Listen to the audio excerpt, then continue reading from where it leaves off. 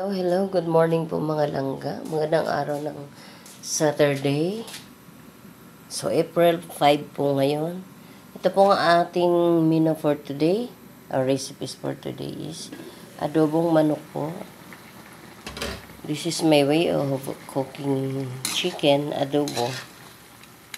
So, ito ganito mga langga. Templado na ito.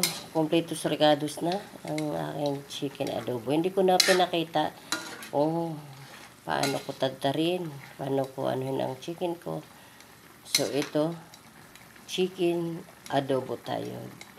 So, ito po yung aking pamamaraan. May kanya-kanya po tayong mga pamamaraan ng pagluto. Depende sa ating gustong lasa. Ito po ay palalaputin ko muna yung kaniyang sabaw. Ngayon pag lumapot na po yan, tatanggalin ko po yung laman niya, tapos iprito ko po. Yung mas masarap po yun. Medyo crispy ang chicken. Yan, kunti lang po nakakaalam nito. Ganitong klaseng pagluto kasi malimit. Basta pag sinabing adobo is tatakpan nila yan hanggang kumunti ang sabaw, hanggang maluto. Pero sa akin, hindi. Ganito muna. Tinakpan ko na yan kanina.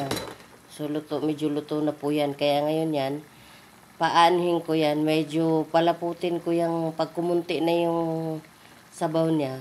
Tanggalin ko yung laman. Tapos, iprito ko.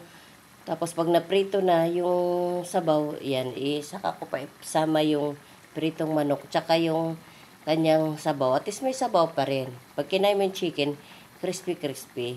Ayan. So, titikman ko muna kung tama yung lasa niya.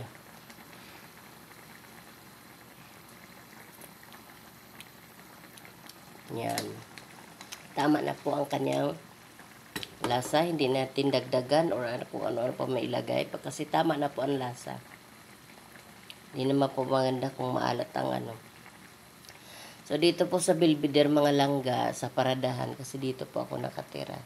Kailangan pong marami kang ipon na tubig. Gabi pa lang, mag-ipon ka ng tubig kasi ang tubig po dito is may oras, pinapatay po ng 11 ng gabi. Tapos, binubuksan nila ng 4:30 ng umaga, minsan 4:15, depende kung ang operator ay maagang magbukas, maaga niyang buksan. So, ito po ang aking content today, mga langga. Ito pala. Bali, yan, tinanggal ko pala itong aking ginisang bawang at saka sibuyas. Mamaya ilagay, excuse me. Ang anghang kasi ng nilagyan ko ng 4 na sili yan. Yung adobong manok, gusto ko kasi yung may kurot, may konting kagat sa dila pala. Kagat sa dila, hindi kurot sa dila. Kapag after prito niyan, yan, lagay ko yung konting sabaw, tapos yan ito. Yan, papaibabaw po ito. So, ito lang po mga langgang aking content for today, aking vlog for today. Saturday, magandang araw po sa inyong lahat.